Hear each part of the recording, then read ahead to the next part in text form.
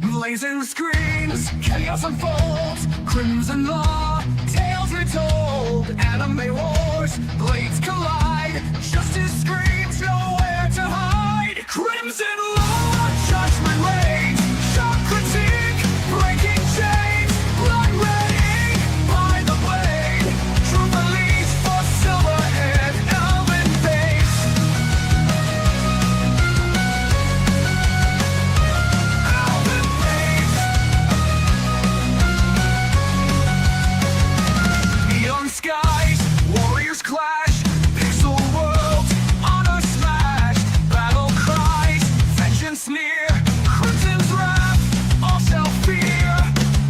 Thunder roars the verdict grim, mechs explode, lights grow dim, blood lights torn, broken dreams, crimson law, silencing screams. As heroes fall and villains rise, shattered dreams and severed ties, stand and fight, the time is nigh, rising up to do what's right. Crimson law, judgment reigns, shock critique, breaking chains, blood red ink, by the blade, truth unleashed for Silverhead, Elven babes.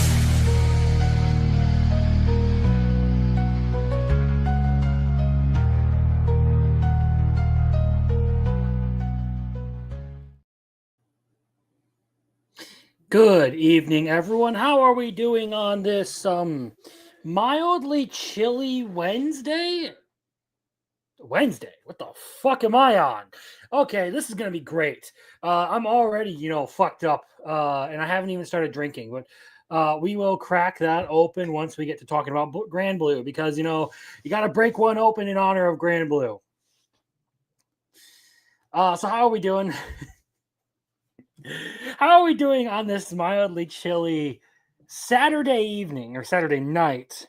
Now that we're all, settled in, this week's anime is taken care of, and we're here to talk about some shit. Good to see everyone here. Jeremy Turner, the questioners, even Arceus showing up really early, and Muffler Tape.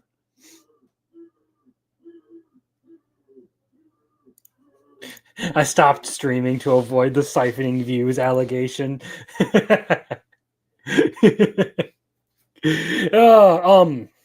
Okay, so tonight what we have are 3 manga that I'm going to talk about that I have read this week because new volumes came out. There is also, I don't know how many people around here have actually, heard me talk about it, but there is Virgin Punk to go over quite a bit.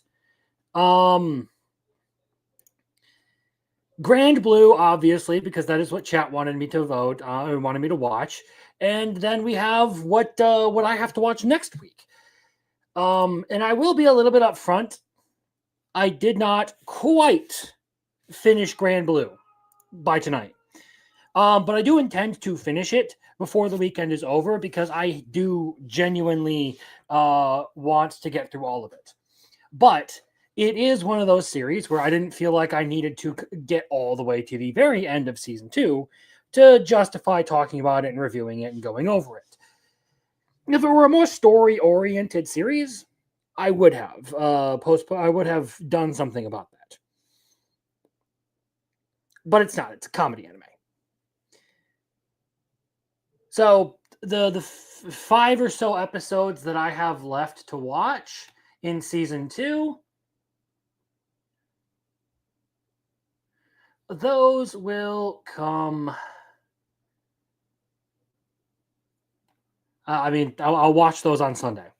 Either way, we're here to talk about anime and manga and stuff tonight. And there are a couple of things that I do want to show and tell, but I don't want to go all the way back and pick up all of the books that I got for A Broke Mercenary, or The Strange Adventures of a Broke Mercenary. I will talk a little bit more about that later on, but I can say that I do have something here because these were on sale. So I went and got the Tokyo Ghoul box set because I kind of want to read this manga, as well as the other part of it, the Tokyo Ghoul Re. So that's a thing I get to get into now.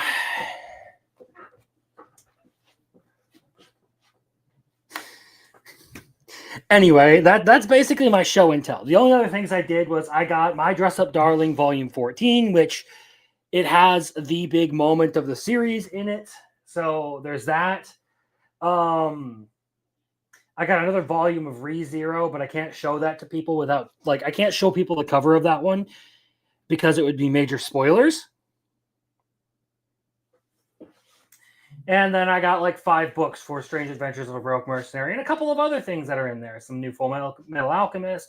I now have all of Death Note manga. Yeah, my collection steadily grows. But if we're going to talk about manga and stuff, I think we need to talk about this one first. Let me pull this up here. So, Imaizumi brings all the gals to his house. Okay, so this one is this is the spicy pick for the night. And I will say that this is like genuinely a good manga. So as far as I understand of this, there is a manga, a doujin, and an anime. Adaptation of this. And now the manga incorporates a lot of the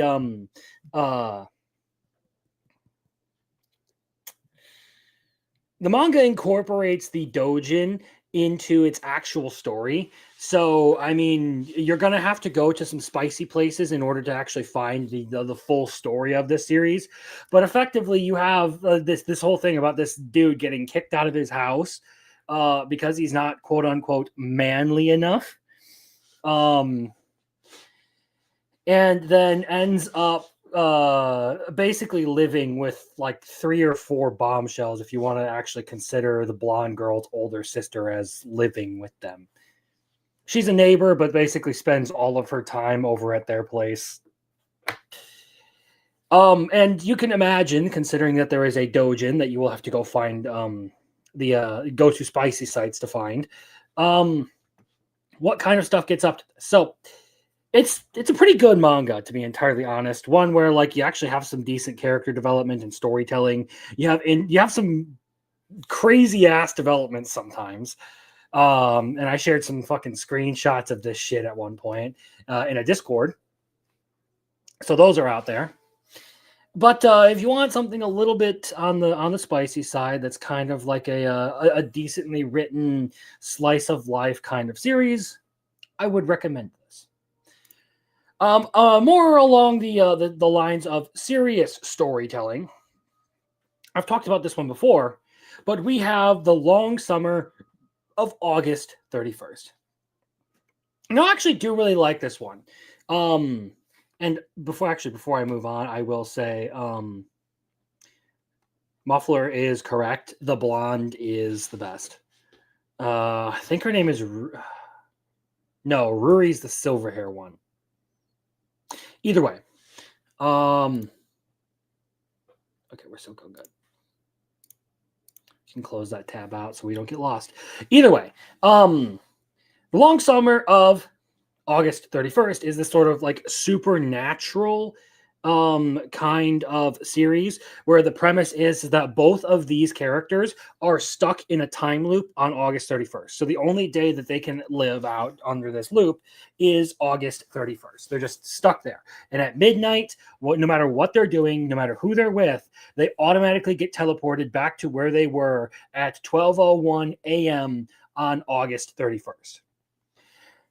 They're the only 2 people who remember anything from the other loops. And they're trying to figure out their way to escape the loop. And the series kind of implies that the whole premise of it is just, overcoming the regret of not doing certain things throughout the summer. Because there have been several arcs within this series already where they sort of go out and like help people accomplish tasks. Not that it has fully pushed the loop forward or anything, but there are certain developments that suggest that if they continue to do that, as they probably will, um, eventually they'll break out of this loop. And I think this one's pretty funny because I mean, other than like this chick's like pretty normal when in terms of like common sense and everything. She's just a normal girl with normal sensibilities, all of that. Really good artist, not very good grades. This guy, though, he is something else. He's fucking wild. And mostly just because he lacks common sense. He went to an all boys school, so he doesn't really know how to interact with girls at time. He's very forward, decently intelligent, but he is very true to his desires. I straight up just pulled the anime is running off on me. I straight up just pulled the Grand Blue and I started drinking without even thinking about it. Well, I ruined that one. Here, let's see if I can put the cap back on it. There we go. We'll save it for a little bit later. Anyway, I like the art style for it. I like the storytelling so far. I think it has an interesting concept. So there's one to maybe consider if you can go find it. Here is another like random romance manga that I have been reading, and I think 6.7 is a little unfair. But I can understand why some people would feel that way. So this is Nakamura-san, the Uninvited Gyaru, and basically the whole premise of this one is that this chick right here gets the lease and goes up, or the lease ends for her apartment, so she decides to crash at one of her coworkers' place, who is our main character, and he is like the nerdy loner type, like to a T. This is an adult series. Or not an adult series. It's an adult romance because they're both, adult characters working at a bar together. Or I should say an izakaya.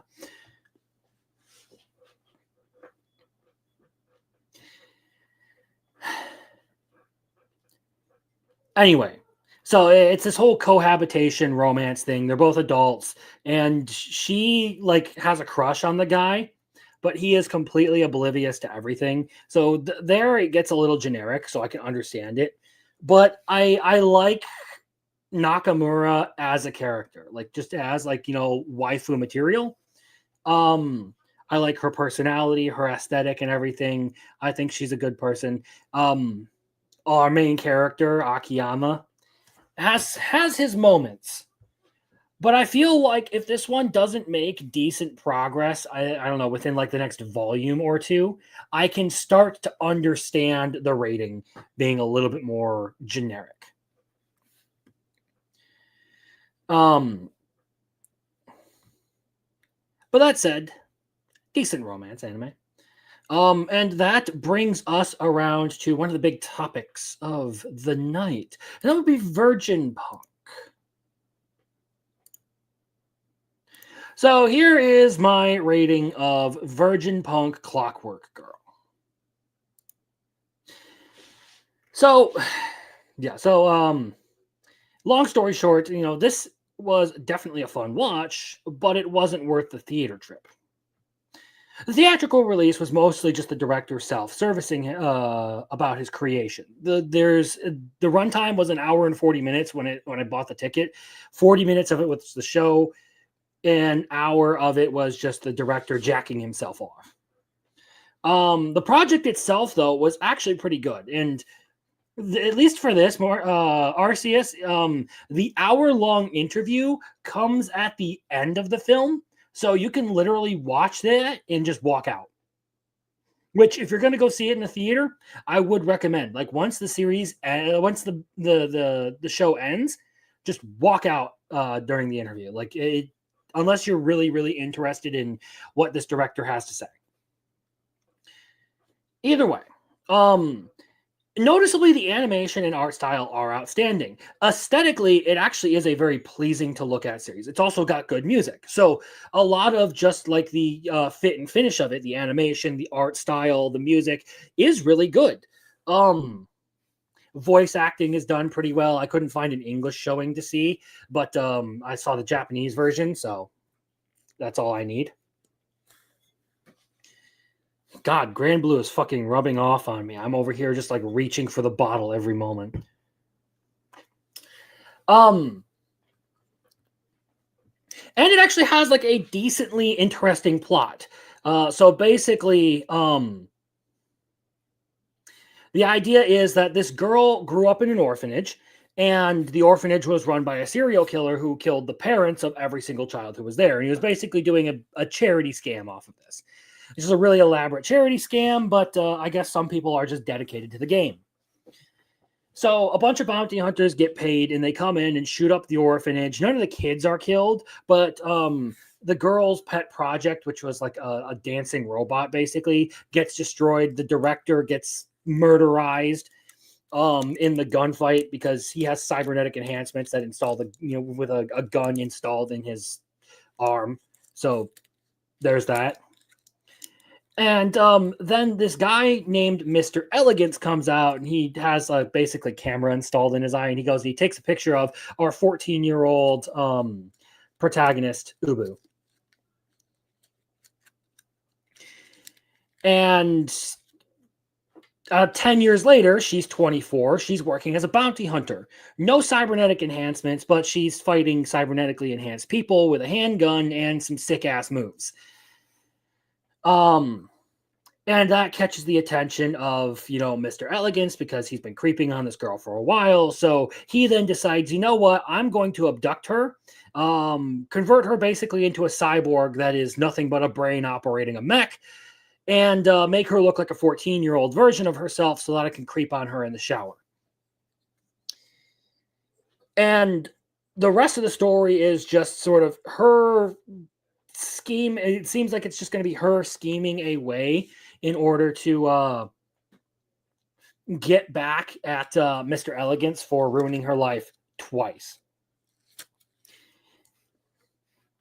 So the whole futuristic cybernetic thing is pretty cool. Same with the bounty hunter premise. I can also respect that this was a not rated film. So like there are titties, and there's plenty of titty to see.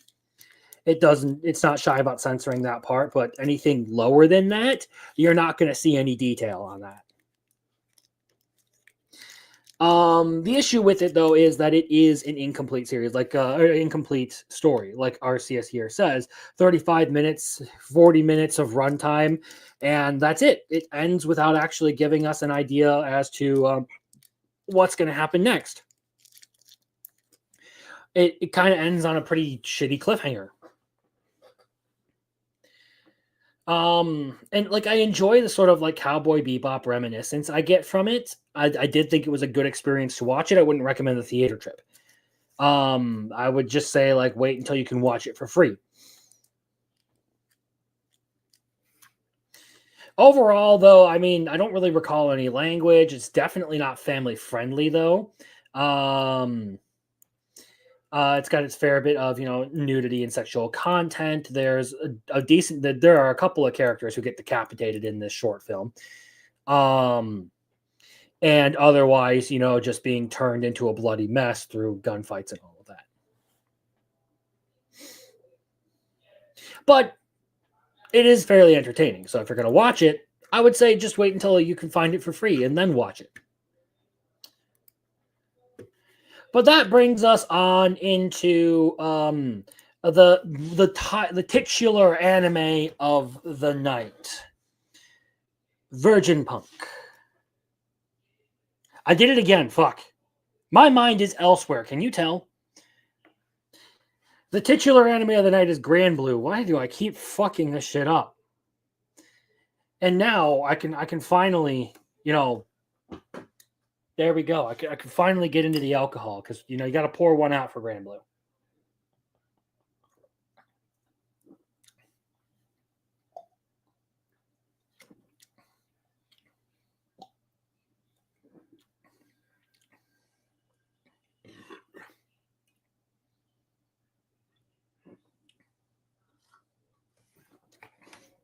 Cheers.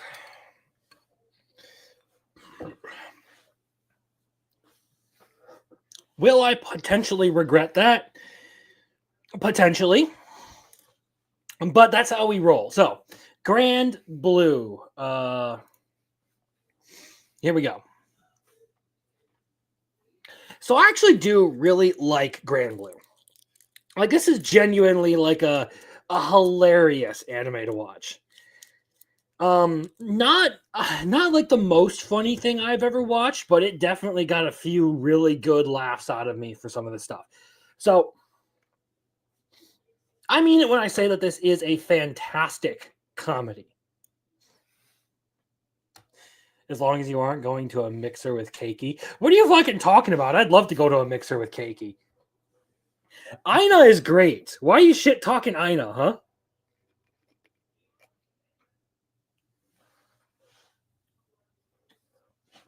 I have some other kind of beer here since I just blitzed that. It's not alcoholic, but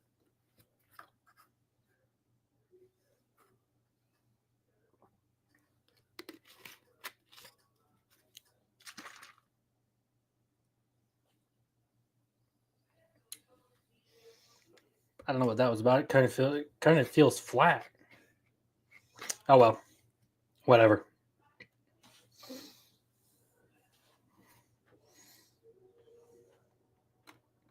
Bring this back up. So, Grand Blue.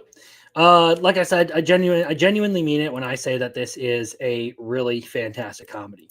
It really does find a lot of its humor in just dealing with the absolute absurdity of these spiraling out of control train wreck situations that it puts Iori in.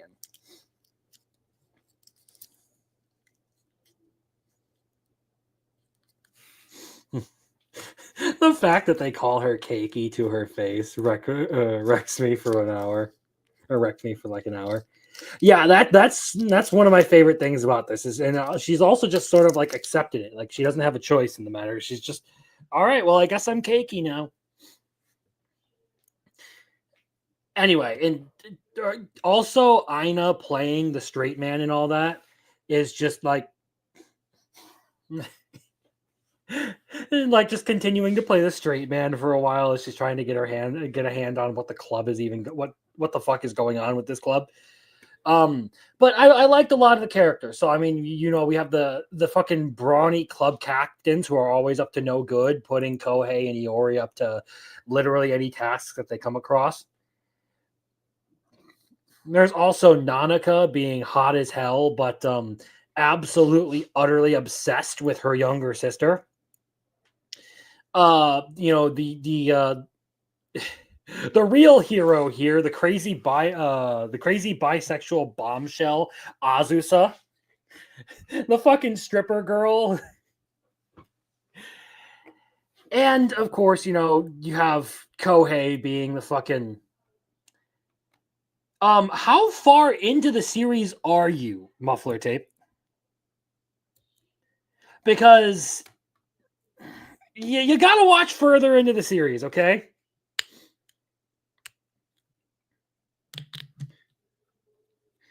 Yeah, that explains it. Not to spoil too much, but they're not actually cousins.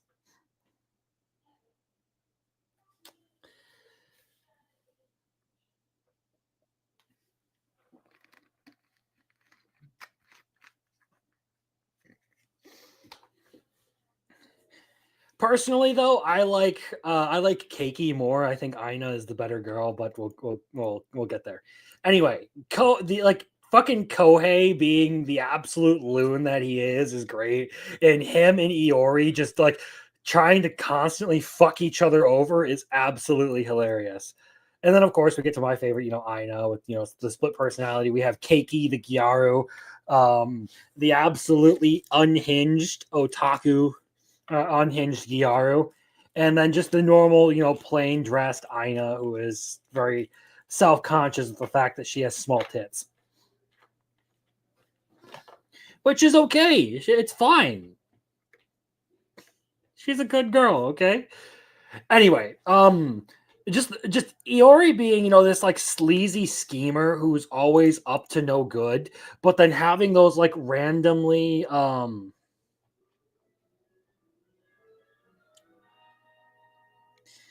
like those randomly like meaningful moments where he does something good for someone, like with the school festival thing, where he literally goes out of his way to humiliate the tennis club captain just to get back at him for the way that they were treating Ina.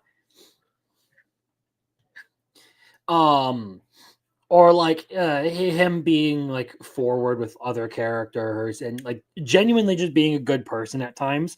Completely contrasting. He's with his usual like scummy perverted nature. He very much comes across like Kazuma to me, and that's why I really like him.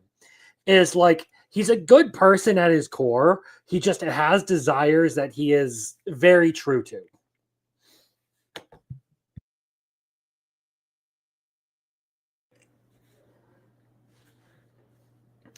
I mean, Chisa being like the typical like tsundere, um, is nice, but again, I'm more a fan of Aina.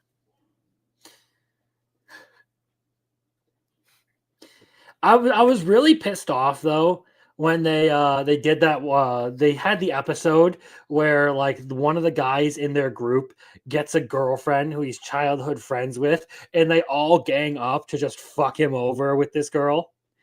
At first, I was like, "All right, this dude's fucking shit." I was sorry. I was like, "All right, this is just like a bunch of assholery here. Like, why did you go and sabotage this guy?" And then, of course, you find out that he just has a habit of going around womanizing all the time. Like, he's just out there constantly trying to pick up chicks. And I'm like, all right, you know what? He deserves to get fucked up. The cock block brigade, yes. And like it does have those like running romance subplots where like you have like the whole thing with Iori and Chisa, even though they aren't like necessarily going after each other. And then of course with Aina as she's like actively trying to get with Iori for helping her during the cultural festival. But again, it doesn't really have a focused story, and this is why I didn't actually complete the whole thing. This is why I was perfectly fine with getting as far as I could today because I started the day out. I spent my first half of my day making a faux post so I could help my cousin mount some baby gates on the stairs to his new house so his toddlers won't go careening down the fucking steps.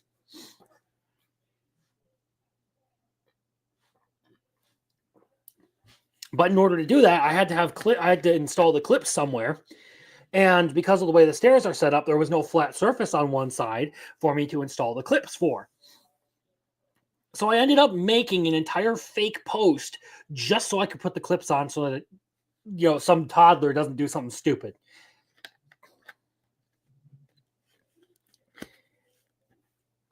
Cooper, I don't know if you ever hear this or whatever, but if you do, your kids are the reason that I did not finish Grand Blue today.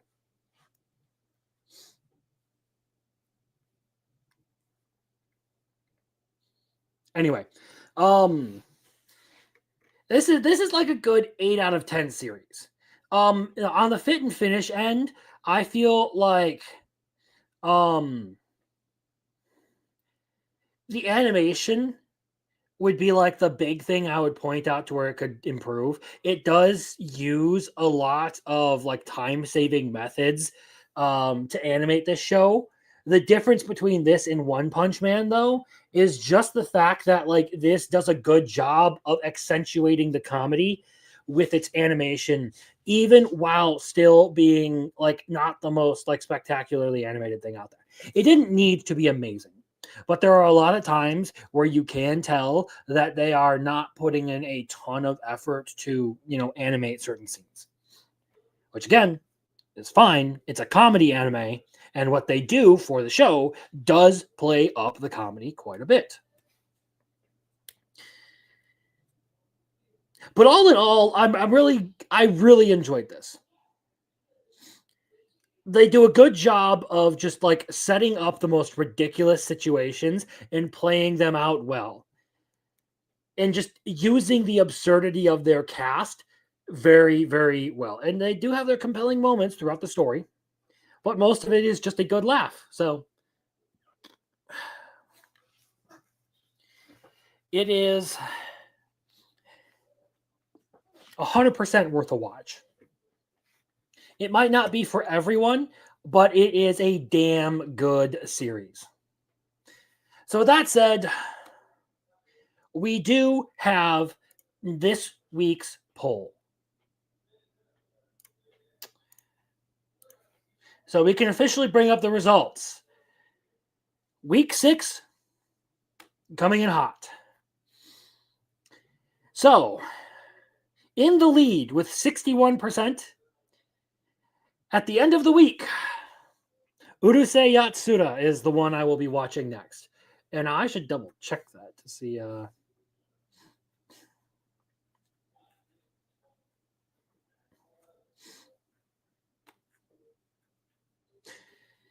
We'll see how long this one's going to be to see how much effort I'm going to have to put into figuring this shit out. But give me a second here.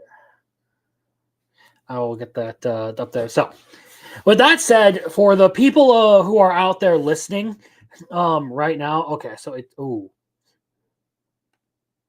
I may only be able to get to season 1 right now. We'll see how far I get through that. If that's going to be 48 episodes, that's going to be really fucking hard for me to watch in a week. But I will try to see what I can do. I will get as far into it as I possibly can and then try to finish it. It may be one of those cases where I postpone the review and we just skip a week on that and then I come back to it.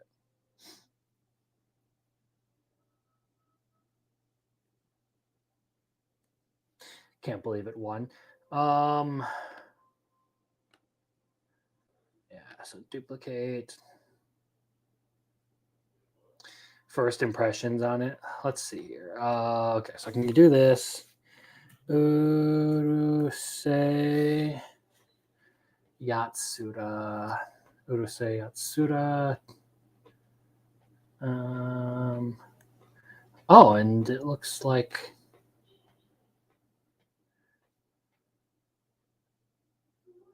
okay, that's an ad. Okay, so Urusei Yatsura, season 1, season 2.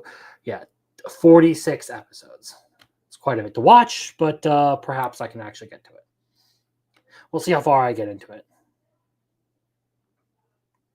Anyway, so for those of you who are here, I will take your submissions for,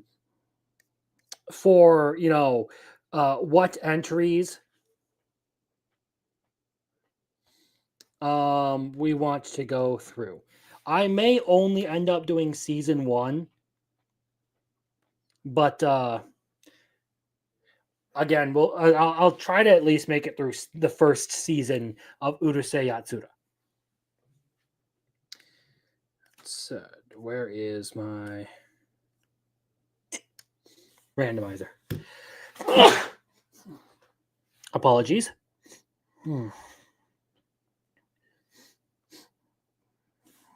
So, Muffler is suggesting Bookworm. So, Bookworm is going to stay on the list. Again, anyone who is in chat right now has the option to put something on the list. So at the end of the night, I will, collect all of everyone's entries. If you need some time to look through and find something you want to subject me to.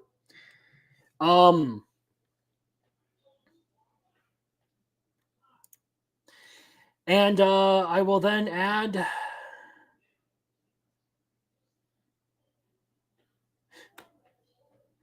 Garzy's Wing. So Arceus says Garzy's Wing.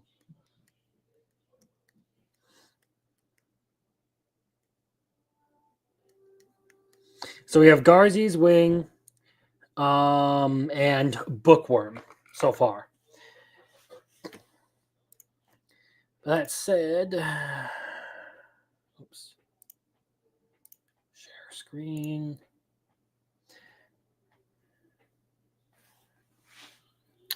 $86. Okay, so this is I'll just put the names next to it.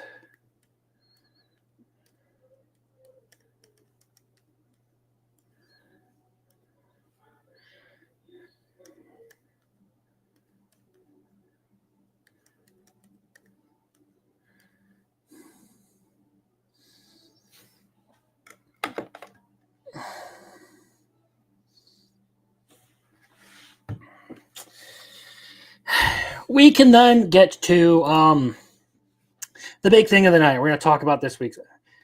Marcel says visions of Escaflowne. Interesting.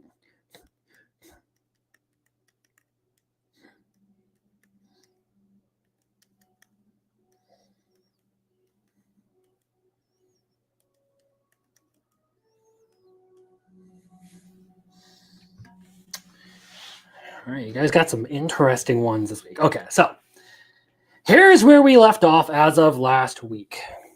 Hopefully you guys can see this a little bit better because I know how to do that now.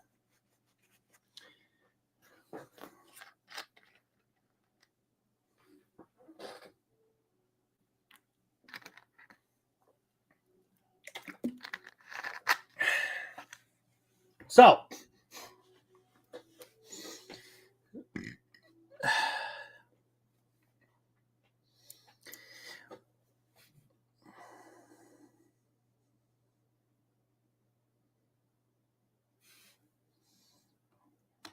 Escaflowne. Okay, cool. Anyway, may I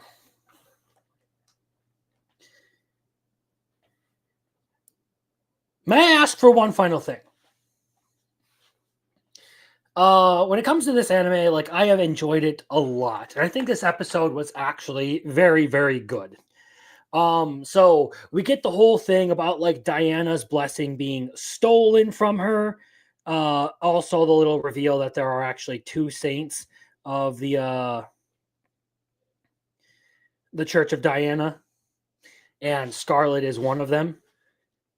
So that was a very interesting reveal. But with Diana's powers missing, we do get a little bit more of like what's going on with this series. We find out that there is this whole sort of like feud going on between Crow-Noa and Palmia.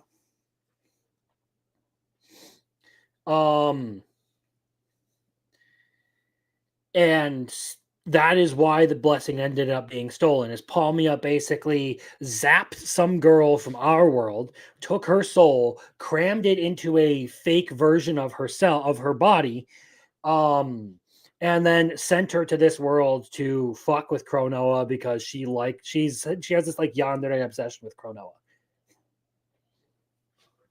So I was really hoping that this part of the series would be like a red herring because they were playing very heavily into it. But Elf Boy, in fact, was the spy for the church.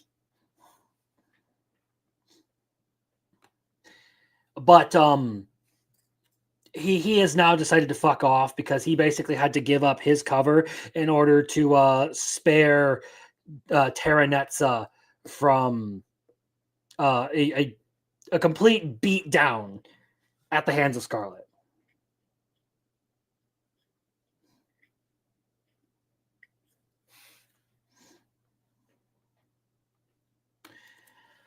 It could have been done better. Well, here's the thing. I do dislike a little bit the final scene of this, where like Crow-Noa goes through like basically speed runs, giving her a couple of power-ups and extra things to try and help her deal with this situation. That part I find disappointing. But the reveals in and of themselves in all of this, I think, were appropriate and timely. Will this ever like be like a top 10 anime for me? No, I do think its story could be a little bit more polished, a little bit more refined. However, I still think that this was a pretty good episode. My biggest complaint, though, was effectively like Scarlet gets this power up in her dream state and all of that, and nothing really comes of it yet. Anyway, like they give you like the training thing at the end, but it doesn't really show off exactly how much more powerful she is now that she's gotten basically the full blessing of Cronoa.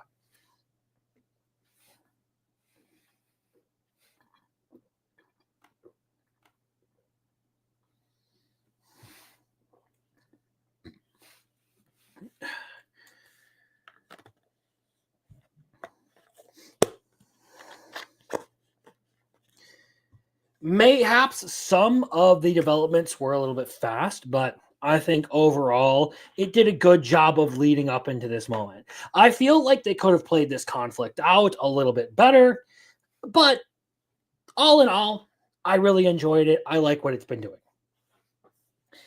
Ranma and a half. Ranma's a little fucking schemer in this episode. So we have the whole dojo challenge thing and the joke about like the dads setting up this ridiculous dojo challenge, and then an actual ridiculous dojo challenger comes by.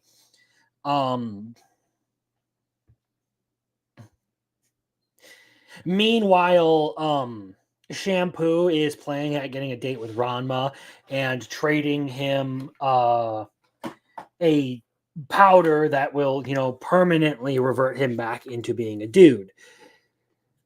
The issue is that it only works once. So he uses it, he turns back into a dude, and then nothing happens. And then after that, it just wears off. Which, how the fuck is that supposed to only work once? If it permanently turns you into a dude, how does it only work once? It just seems a little silly. But there's this whole crash. There's this whole falling out between Akane and Ranma over Ranma deciding to go on the date and everything. And they have this whole really touching moment where Ranma is like, "Do you really trust me so little to think that I would actually kiss another girl? Do you think I just go playing with women like that?" And then it follows it up with Ranma being a little bit of a douche himself because he was playing an angle, trying to make it seem like he was being more self-sacrificing than he actually was.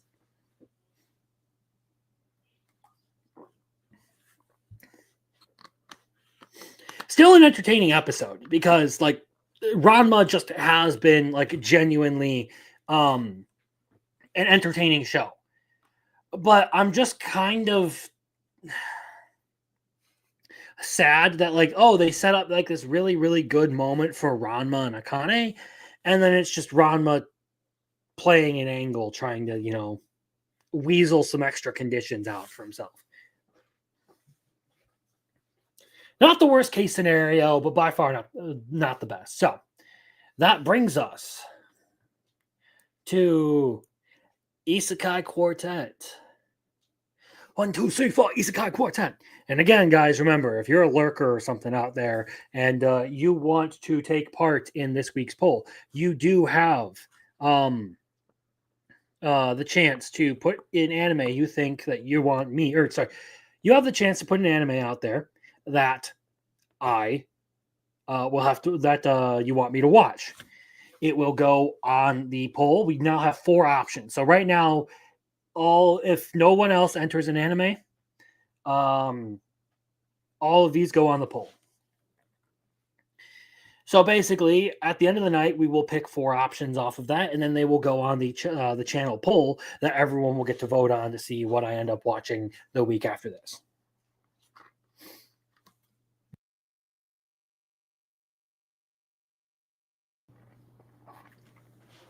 Anyway, Isekai Quartet. Genuinely a catchy intro. So Motoyasu, the spear hero, has finally arrived. I don't know if I should say finally, because it's not like anyone was really missing him or anything, but they decided to add him in, and they threw him into the same class as Yunyun. So Yunyun finally has another classmate. She's finally not alone, and then Motoyasu calls her a pig. Poor girl. I did really enjoy this episode, particularly because there were a lot of ReZero jokes in this one. This was genuinely fucking brilliant as far as ReZero humor goes. So the first one was the Rem joke, where they make the whole thing about So, how have you been feeling lately? Oh, I felt like my head has been in a daze, but it's starting to clear up lately. Um, and I won't say too much, but that's really fucking funny to anyone who has, read ReZero. Because holy shit with everything that's going on in that story right now.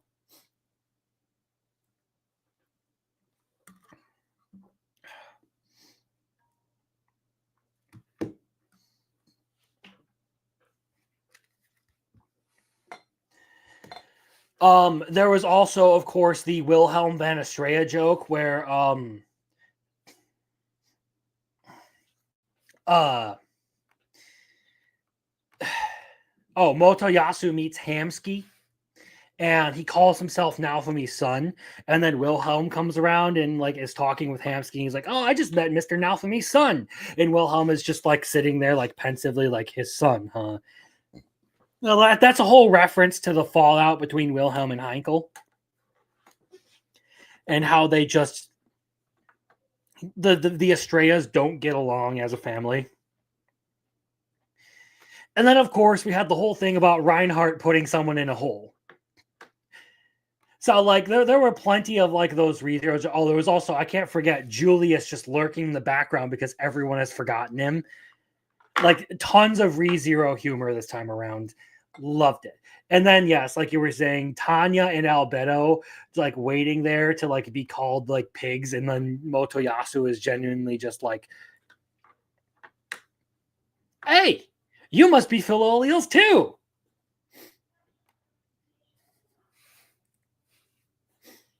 And they don't get an insult.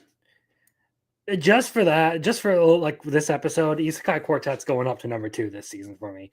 Like it's just that fucking funny. Well, that brings us to Tojima wants to be a Kamen Rider. And in this one, we get the backstory for the Shocker gangster. And I really liked the backstory for this one. I thought they did a good job for it.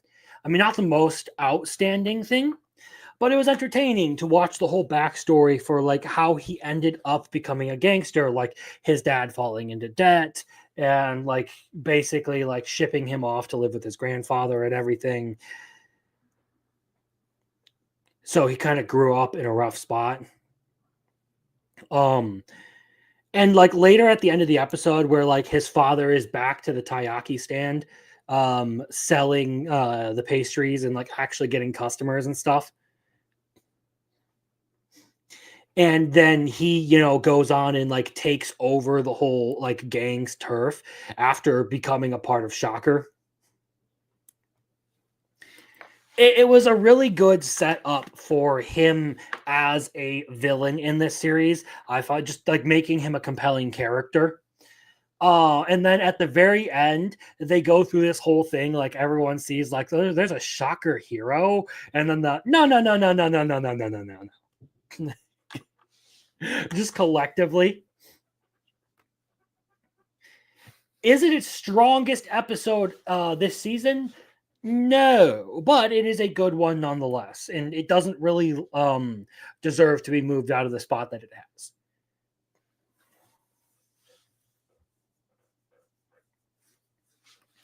And this is one where I have plans for this video, but I'm gonna need some help for a couple of things that I want to do for it, and I will save that later until I can talk to the relevant parties directly. But I'm gonna have fun with this shit, making the video on this one because this is just it's a fun series overall.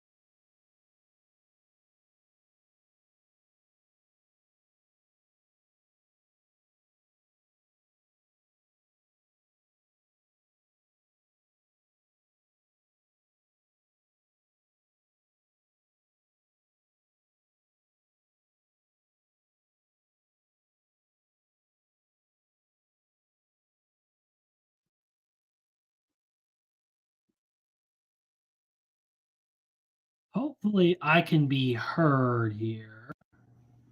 Okay, hopefully that my whole internet on one side just fucking crashed.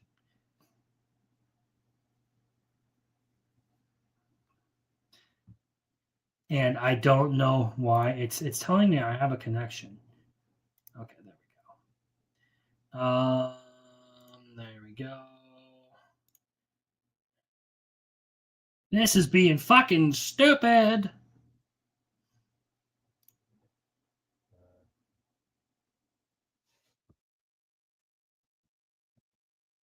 All right, you guys are gonna have to tell me where it is that I left off.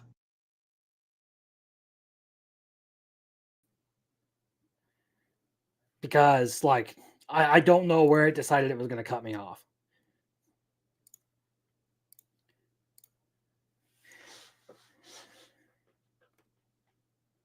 So where I was before, okay, I was gonna say I'm moving campfire cooking up to a must watch because I genuinely really liked our main character, you know, doing everything that he did for the kids this latest episode.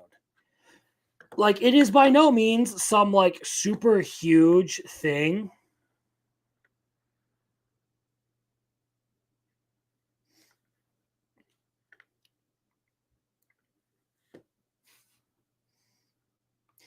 That like this it's not like super huge revolutionary thing, but it's nice to see Makoto going out of his way to like, you know, help the kids in a way that doesn't feel like he's just giving them a massive free handout to them. He actually gives them the satisfaction of having done something themselves, at least in a way that convinces them that they actually have. In the end, he actually is, you know, just basically giving them a free handout. But I like that he did it in a way where, like, the kids, he didn't make it seem like it was just charity out of pity.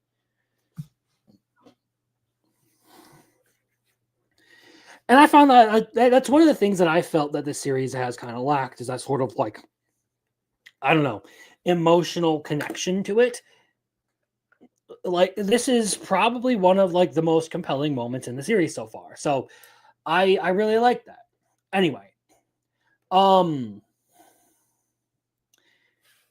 aside from Makoto not being able to remember the gods or his tributes that he's supposed to pay them, there is also the fact that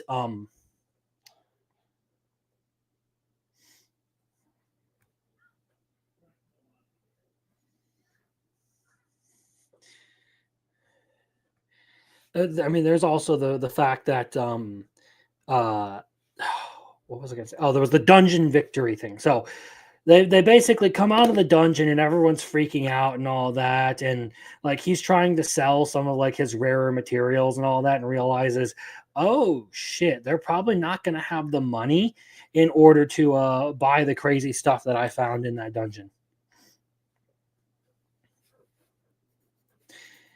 Anyway, it was a nice episode. It was something different. It actually decided to have a little bit more like impactful storytelling. And again, it does all of the same things that I usually like about this: the cooking, the fun part of it, the character banter that you get from the from Dora and Fel and Sui and Makoto. Like, all of it is just really well done. Giving it some like substance, I guess you could say, makes it just that much better. So I'm putting this in the must-watch category. I think it's been doing great. And yes, the uncle back and forth between Fel and Makoto was pretty good. All right. Well, that wraps it up for the must-watch category. Which means we get to talk about Yano-kun now. So with Yano, I'm not going to move this one down. But it's gonna stay right here. Like, I was kind of a little bit irritated by this latest episode because of the whole like dating situation thing that they decided to do. So last episode we got the confessions and everything. And then this episode, basically the first half of it is them like clearing up this whole like uh unknown aura of like what they are to each other. So like our main girl doesn't really understand like what it means to be dating someone or what it means to be going out with them. Yano doesn't really understand it either, so they have to do this whole like dance and everything to try and figure that out. But they do get to their first date in this episode, so they end up going to a movie together, a children's movie, effectively. But they have a good time, and you know Yano gets something out of it. So I guess there's that.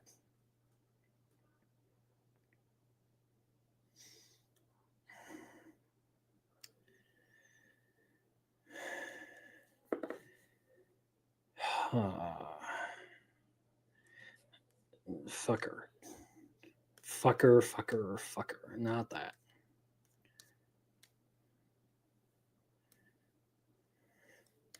Let's go.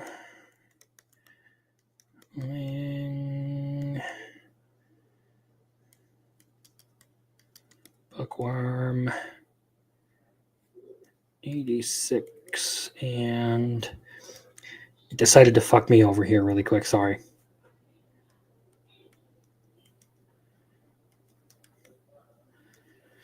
Escaflowne. All right. So back to Yano.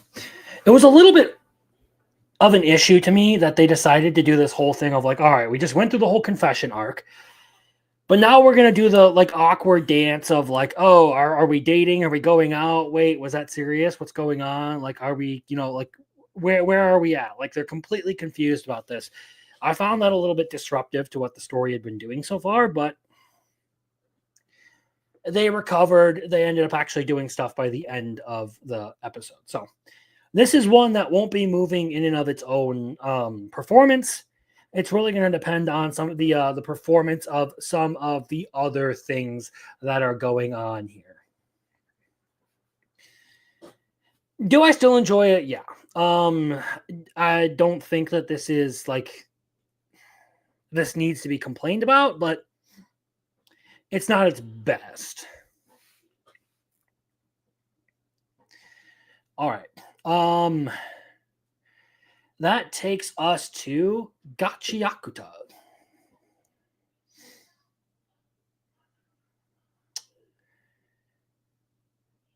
So, I mean, the latest episode of Gachiakuta, we do have Engine stalling for time in all of this, which was... So not many thoughts. Yeah, I don't really have many thoughts on it. Like I don't, there's not a ton to like pick apart about this.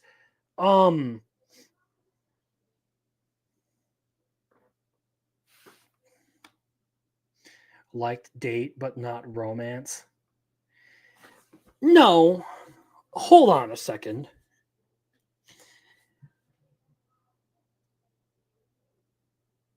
That's a misconstruing of what I've said. I said I don't like the fact that they decided to do the whole like, oh shit, we're going out. Oh shit, we're going out. I gotta clarify this. I gotta say it again.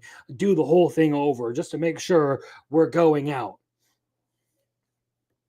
It's a trope that annoys me. Or like they have this whole thing of like, what does it mean to date someone?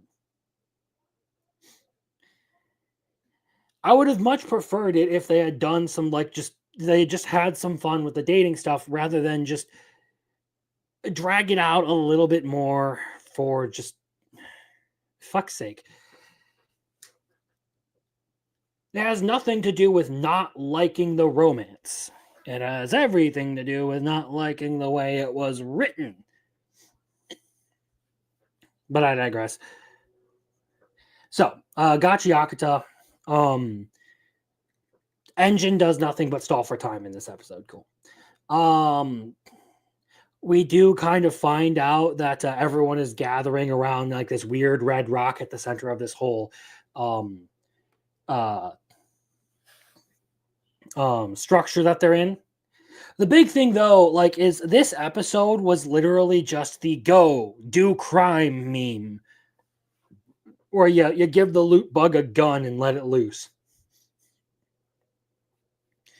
So I'm really disappointed that Zonka didn't get his moment in this fight with Jabber.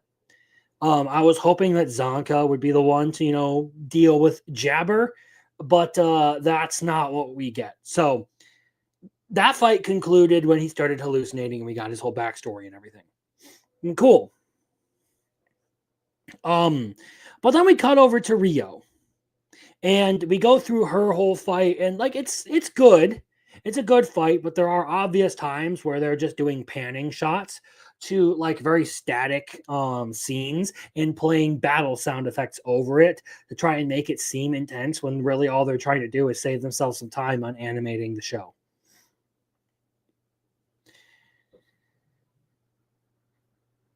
But aside from the like go do crime thing, it also just did the meme of like it's always like I don't remember how this is worded. The more complex and intricate your power system is, the funnier it is when someone just pulls out a fucking gun. And that's what happened with this latest episode. Effectively, Rio gets sick of shit and just starts shooting people. So static hair chick gets fucked up because, the gun is mightier than the fist. And then she goes and finds Jabber and she mag dumps the dude. She rolls up on that dude and just fucking mag dumps him. He doesn't die, of course, because why would you kill the character? But he is definitely put out of commission. And now this is entertaining. But like this whole arc has kind of felt like a big detour from the series as a whole. And I feel like Rio being the one to step in and start fucking shit up to save Zonka kind of robs a good storytelling moment of this from the story. Like that would have been much more like the whole fight would have been much more interesting to me if Zonka had actually been able to pull something out in that whole fight. Would it have been a little stereotypical? Maybe, but it would have been a whole lot more compelling to like this idea of like him being a mediocrity and all that and looking down on himself. If he had been the one to beat Jabber, but no, they had to have the they had to have the crazy redhead come in and mag dump the black guy. Because how else do you wrap up a fight? Also, hello, Pilgrim. Nice to see you.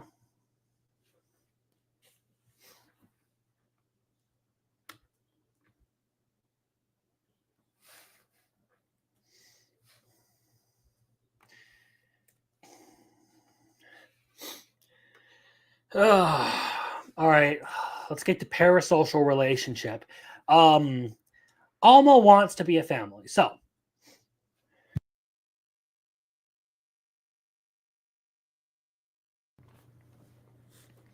in this episode we get to run through a couple of like different versions of Alma. So we get like a redhead mag dumped a black. Latest episode of Gachiakuta, yeah.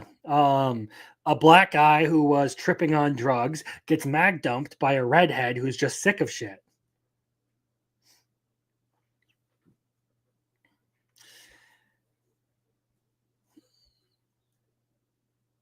Anyway, Alma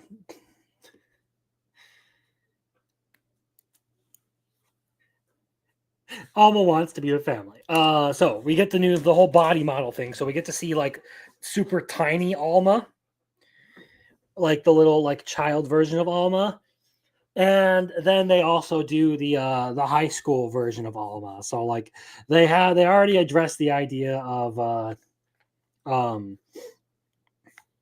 like what are they going to do with aging up the robot and all of that? Like, oh wow, they've already kind of thought of that and everything. They give a kind of bullshit reason to like make the hyper advanced weapon look like a tiny little girl. But we do get the ridiculous rich girl fight scene in this. where, Alma goes through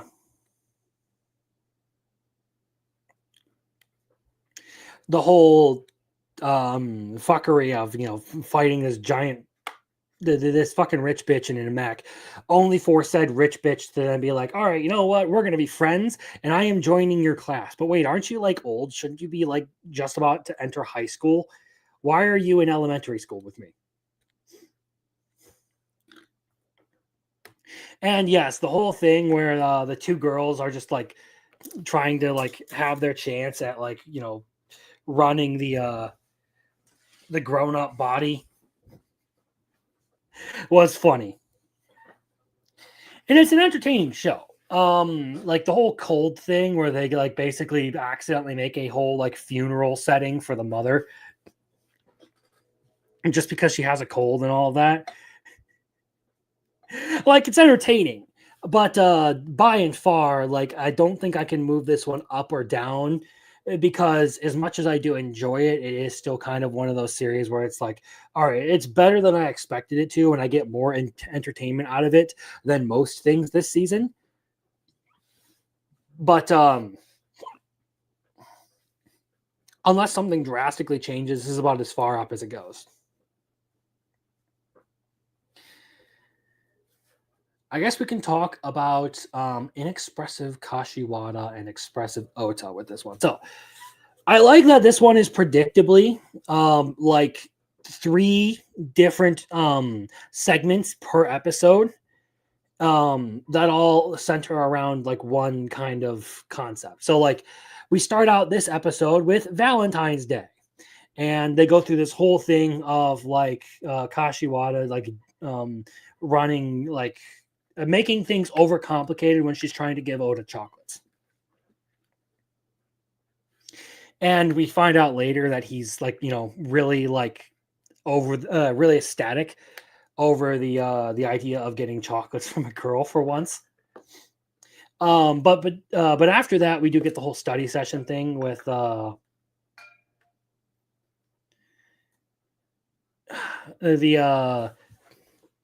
fangirl. I don't remember her name, but I'm calling her fangirl. Where like they go through the whole thing of like everyone starts playing the game and she gets left out. She gets upset because she's the one not studying, or because she's the only one studying and everyone else is just ignoring it.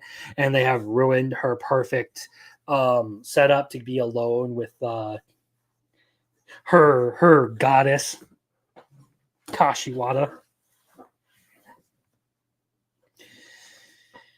But in the end, you do have a decent moment where one of the guys is talking about how like she isn't all that bad of a person deep down, and that everyone should be, a little bit nicer to her.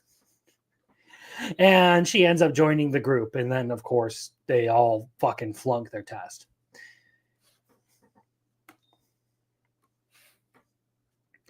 And in the end, of course, we do get the little bit of like White Day stuff where they where if you're unfamiliar with what goes on here, it's a little bit of a different Valentine's Day tradition. So Valentine's Day, girls give guys chocolates and everything, and White Day comes around and guys return some sort of a gift. So Ota goes through, all the effort of like setting up a couple of jokes and everything, and then gets baited into handing a confession letter over to her by his sister. So it was I got a couple of laughs out of it, but this is another one where like I don't know, like it might just be the fact that a lot of the stuff this season has been pretty dull, but it's up there for me just because I get more entertainment out of it than most shows this season.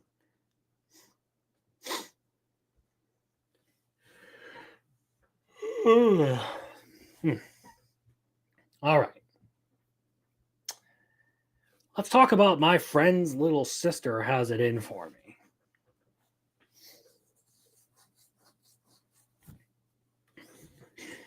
So we start this latest episode out with Oboshi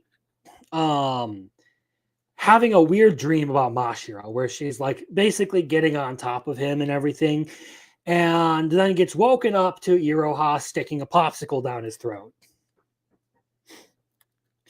So you have the whole thing where like he basically slept in, so it's really unusual for him. And that is just the beginning of a very, very weird day for him. So I gotta highlight one thing though, is just the joke about like Iroha. He calls Iroha a succubus and everything.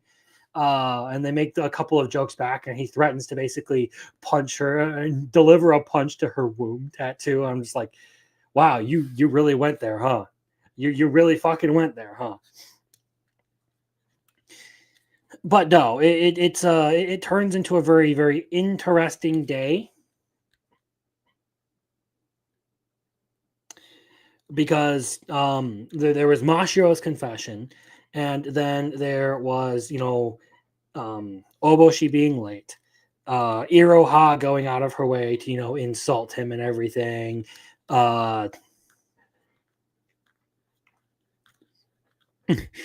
She gets really upset with him in that moment, and then of course the teacher actually hitting a deadline, and he's just sitting there like, all right, you know what, something's really wrong right now.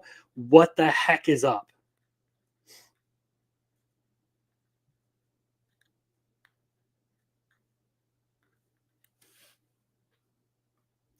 And yeah, like there's a couple of like moments like that just the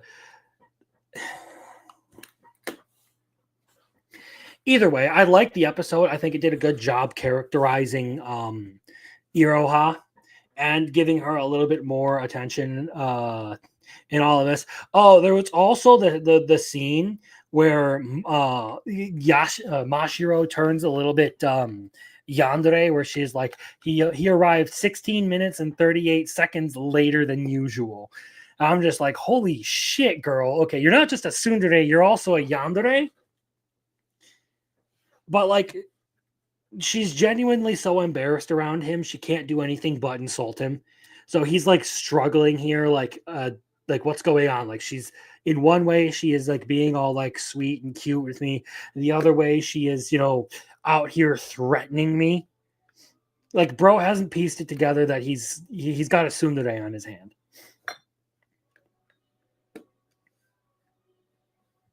Oh, that was another thing, is the script that Mashiro submitted wasn't that good. It just, it just didn't go the way they had expected. Yes, that I think all of the build up to that, with all the weird things going on, I think that was probably the fucking funniest one of them all. Like, they're all legitimately all right. This is weird. This is weird. This is weird. And then the funniest one of all is the woman who turns her work in on time, not just on time, ahead of time. She does something good, and he's like, "You're freaking me the fuck out here. What the fuck is going on?"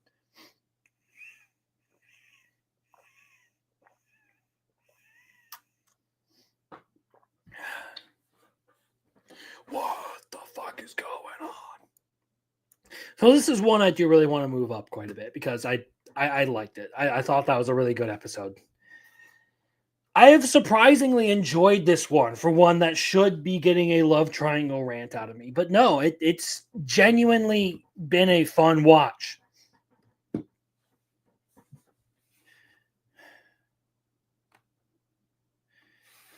Meanwhile, Iroha is like really like struggling with the fact that like she needs to be Mashiro's rival, and just like can't for the life of her bring herself to hate Mashiro, because Mashiro is just like this really nice, genuinely good person.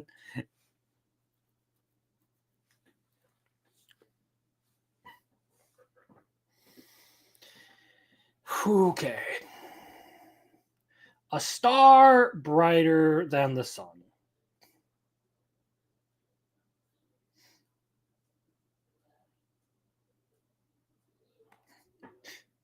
Also strung 3 good episodes in a row, so NBA Jam rules. It's on fire.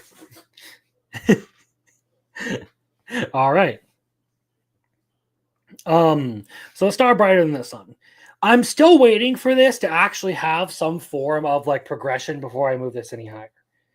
Like, I feel like it's been good. It's been interesting.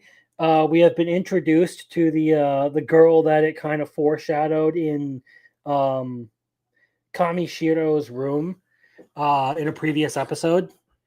But they have the same last name. They're not related. I would assume that they are cousins.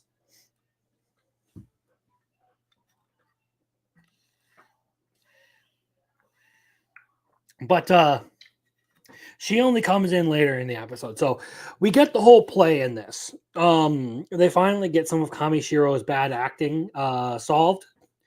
And then they do the whole play. Iwa goes and she disrupts the whole play, but she gets in the way of a couple of peepers trying to get some shots up pink hair girl's skirt. Sui. They're trying to get some shots up Sui's skirt. She runs in and interrupts them, stops them from doing that, causes the whole problem, and then Kamishiro gets in a fight with those guys when they start insulting Iwa. But at the end, we do get a bit of a movie date. And I'm still waiting for them. It feels like, we're right on the edge of them actually making some progress in this show. But I don't want this to turn into like they basically just dodge each other for a long fucking time and nothing happens. Like, I feel like at this point they should just like straight up, commit and just, disrupt everything. Just like go for it. It would be a much more satisfying experience than dragging this out for an entire season.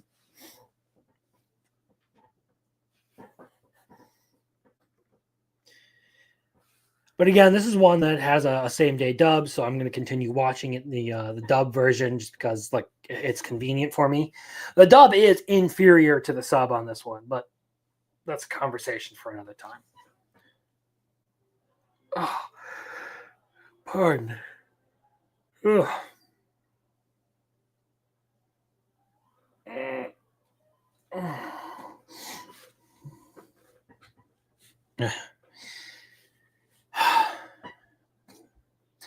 Okay. Final a wild last boss appears. Would be the next one on the list. So, ladies and gentlemen, there is still the chance that this is completely just a red herring. But like, did this series really just do the exact thing I was memeing about the entire fucking time?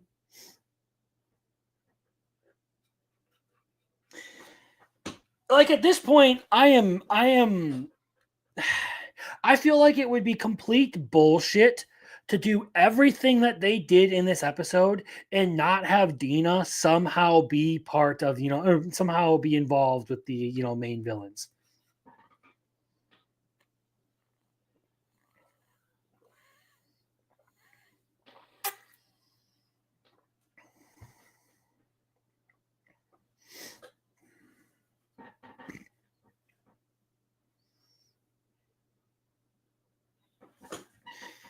Like it is, you go through all of this effort, and then if this turns out to be some weird red herring, I don't know, that would be pretty disappointing. But it does feel like they literally just did the Naruto thing where the gag character is the main villain. I want an official confirmation.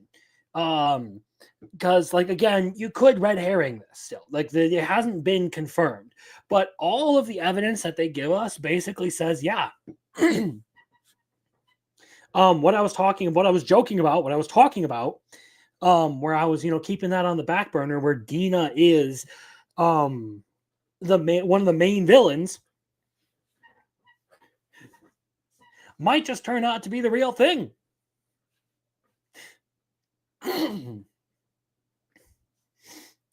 And truth be told, I do kind of feel torn because like I made the jokes about it and everything, but like it just something about it doesn't make sense to me. And I feel like all of this like setup for making all of this happen is one gigantic red herring.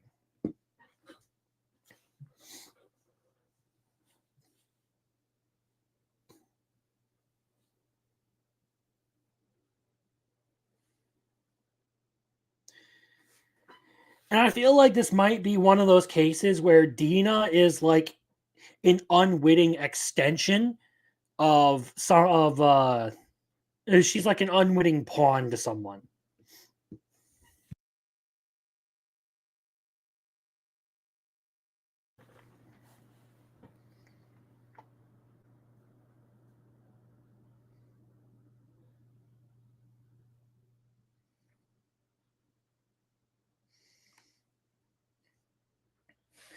Either way, I really like if this actually turns out to be like the uh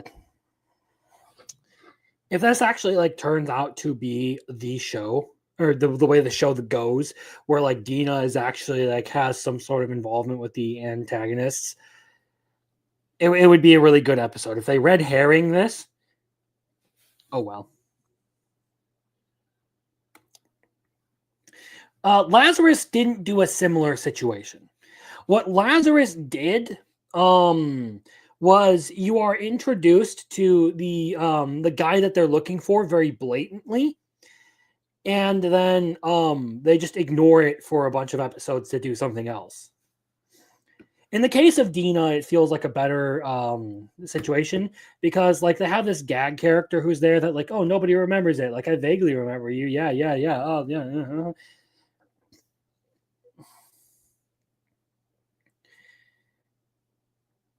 And then it's revealed that she's somehow like some like major villain. That's completely different. The point being that this one isn't bullshit. And the one where they just completely fucking miss Skinner when Skinner's right in front of them is.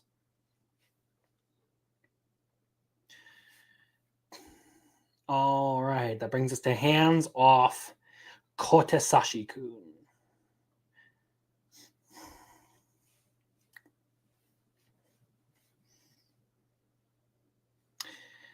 All right, so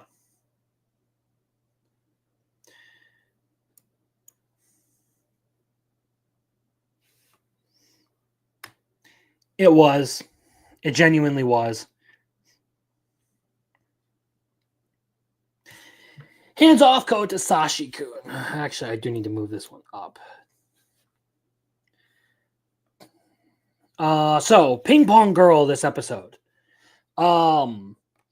Like she basically has this whole like gaming obsession and everything, and she's taught like not going to sleep. She's up late playing video games, trying to beat her rival and all that.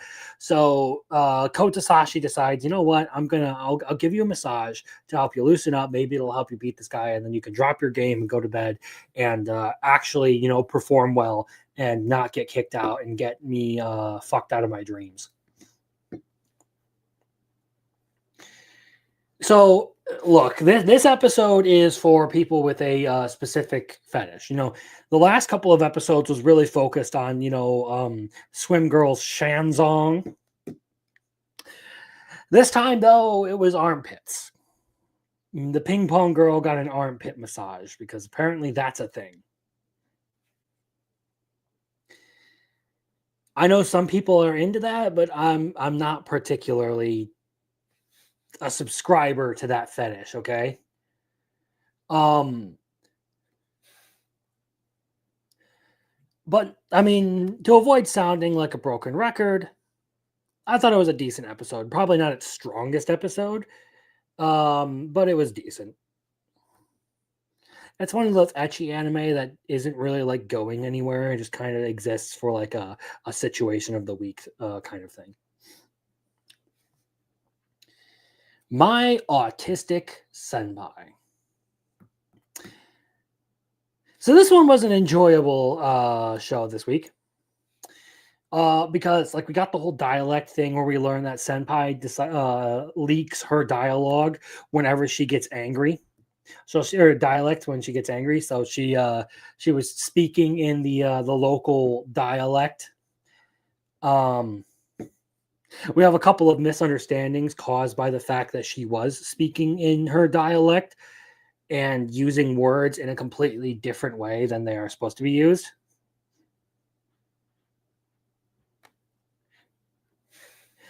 Better yet, though, we do have the whole thing with like the mom and the fake boyfriend. Um,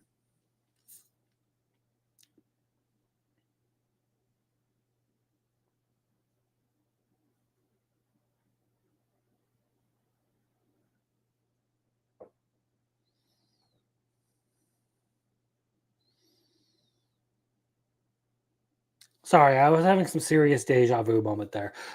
So like that was entertaining where like they do the whole thing to set up like the fake boyfriend stuff, and the mom just sees right through it and is like,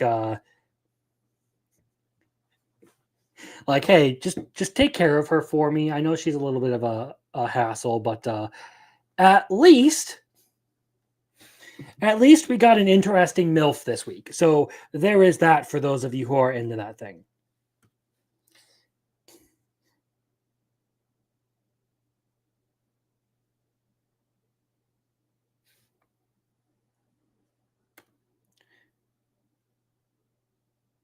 Am I so fucked up I don't remember saying anything about her sister?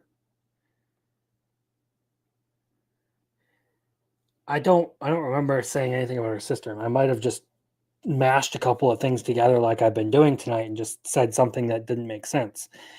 No, we had the whole fake boyfriend that she went through with her mother. They went out to dinner and the mother saw through the whole fake boyfriend thing.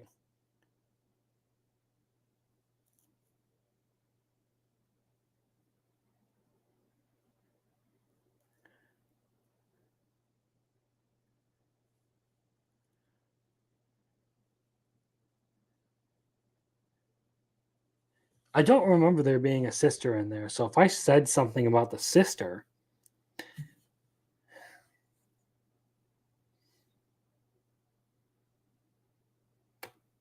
oh, okay, okay. Now I remember you talk. Now I remember. Now that you say that, yes.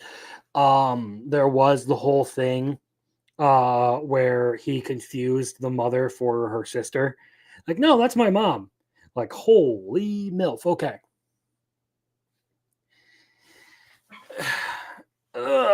I enjoyed the fake boyfriend thing, but I'm increasingly of the belief that like this one's just going to be a kind of mediocre office romance where like it's entertaining enough, but it wouldn't be worth the second season in my opinion. Like it doesn't earn enough goodwill for me to make me want to watch a second season of it. And that brings us to Unlimited Gotcha. So I have enjoyed this show a little bit. This latest episode has me at least hoping for a little bit more revenge before the end of the season. So like the side characters decide that they're going to retire. So the brother and sister are going back home. The other two are dead, and they have the Light and his group have captured the adventurer hunters. They took them and interrogated them, got a bunch of information out of those guys. We had some decent animation out of this.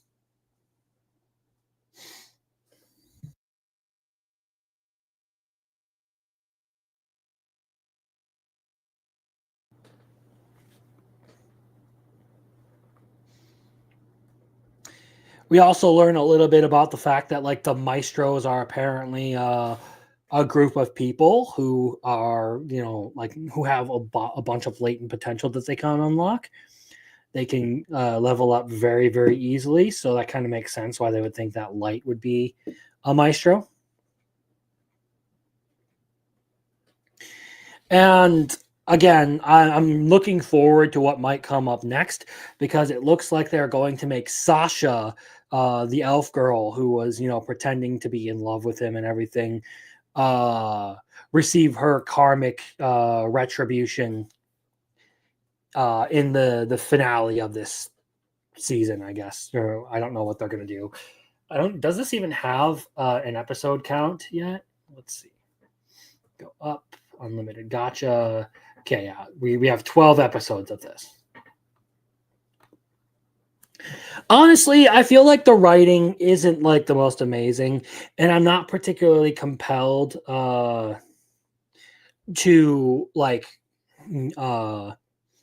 like the characters, but it's entertaining enough. I like a good revenge story, and this one so far has at least made some of the scum that they have exterminated feel like it is a satisfying extermination.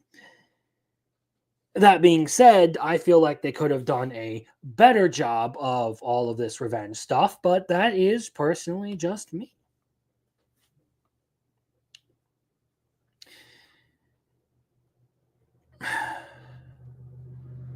It was one of the better episodes, especially as we're transitioning into. Sorry, my windows are open because it's hot here in the middle of November, of all things, and a cards drew past. So if you heard that, sorry. It's entertaining. Like, I think it does a decent revenge story, and the animation isn't half bad. But like most of the fit and finish on this one, just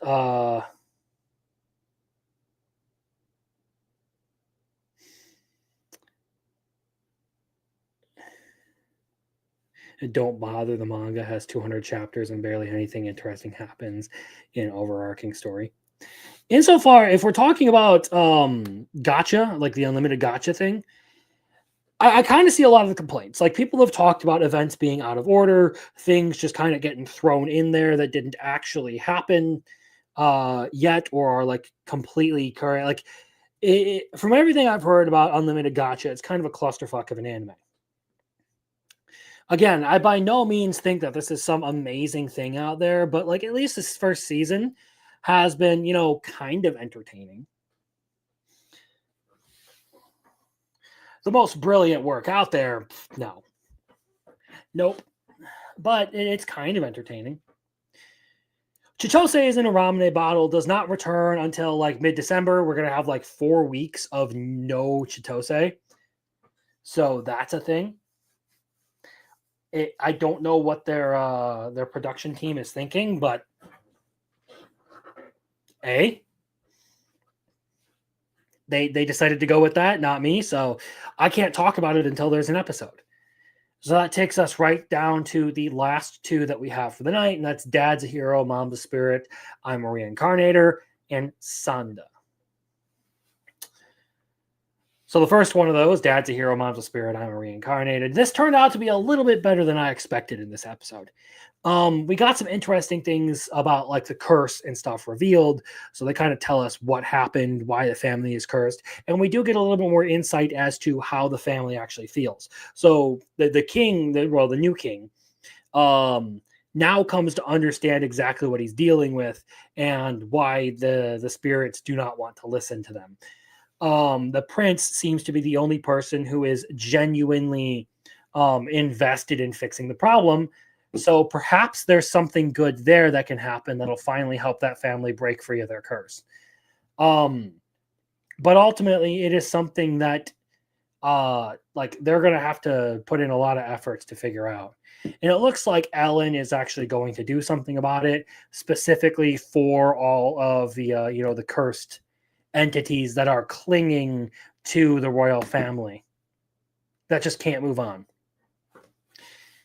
Which is weird, because I have to ask the question, like, how is it that a spirit can die and then still have a spirit hanging around? Like, what? You kill a spirit and now its ghost is haunting you.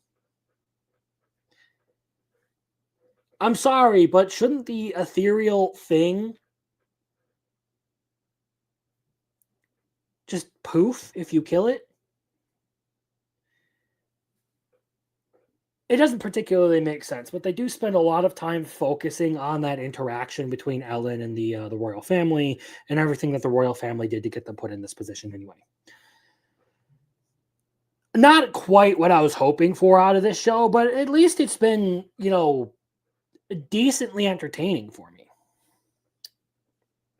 And that brings us to Sanda, which, again, this one teeters back and forth between, do I really want to watch this or don't I? So they do the whole, like, we're going to end our friendship with you because both of us are, on the vice principal's radar. And if he suspects that you are Santa Claus, it's going to be a huge problem for you.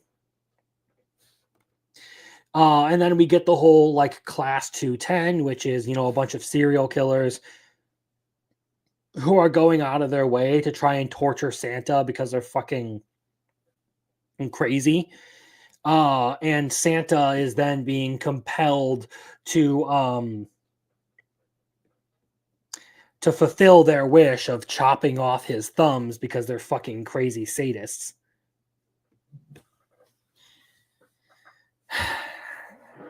I wish the show was much more just like fun, like Santa bullshit. Like I wish it was a lot of just Santa running around, like doing crazy stuff to deliver gifts to kids, or doing crazy stuff to fulfill Christmas and all that.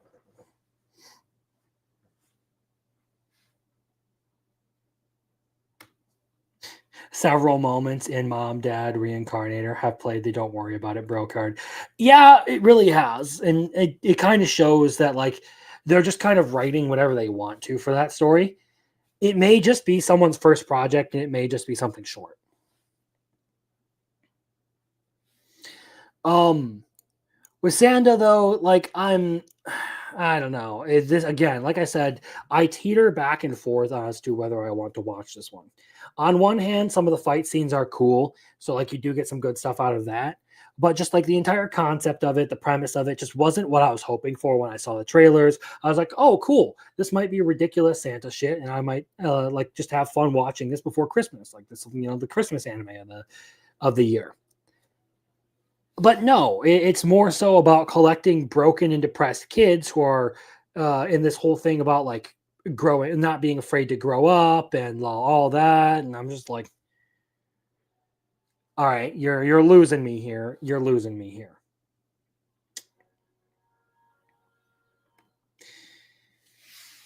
And with that said, that is pretty much all the anime that we have for the week.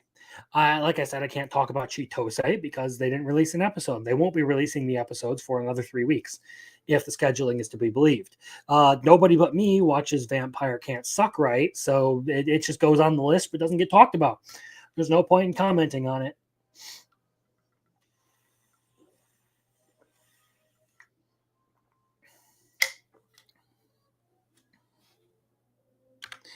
So we are going to screenshot this. Oops.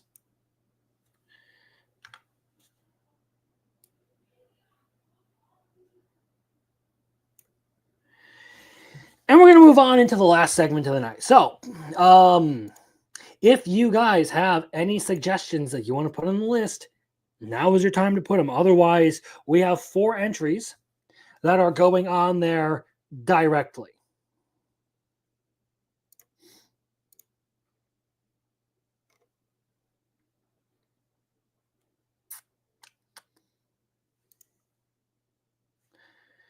Because right now, because we have Arceus has recommended Garzy's Wing.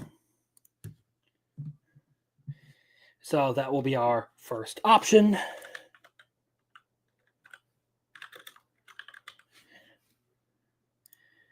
I guess I can share this and just show you guys what we got here.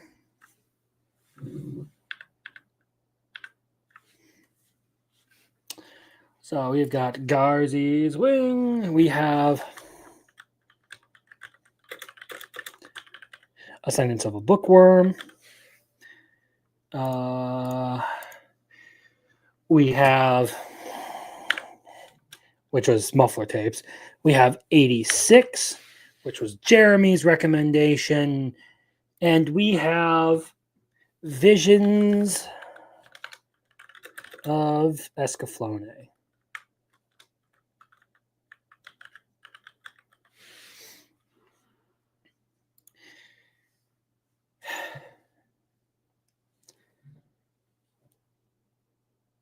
And since no one's really commented on that, I think we're just going to leave it at that. So,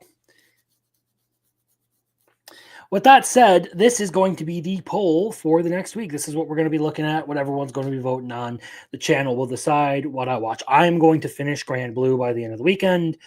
and hopefully blast out a bunch of Sword Art Online, because I have a bunch of episodes of Sword Art that I got to get through too. In the meantime, I am going to try and get back again to some more regular videos and stuff. I didn't like the long gap that I had this week because there were some other things that I ended up doing, but so be it. So probably we'll do the Tojima video this week. Also look forward to, just like the breakdown, and there's going to be the Crimson News Network on Wednesday, which we do the Ultimate Waifu tier list. We are going to be ranking the Konosuba girls as well as the women of Space Battleship Yamato. Those are the two that I'm going to be putting in there so that we have a decent number of options to go over that night. That'll be Wednesday on the Crimson News Network. So Monday, Tojima, Wednesday, Crimson News Network, probably a members only video that I've been talking about a little while. I just never ended up getting around to posting it. And then Friday, hopefully, there is the another video. I don't know quite what I'm going to do Friday yet, but we'll get there when we get there. And to those of you who, have, been watching this whole time, thank you. I appreciate it. You guys kick ass. I really am thankful to everyone who is watching here. If you haven't already, please do hit the like button. I would appreciate it. That, gives this channel a little bit of a boost, puts me back in the algorithm, because I managed to grab a little bit of it with the One Punch Man video. So there we go.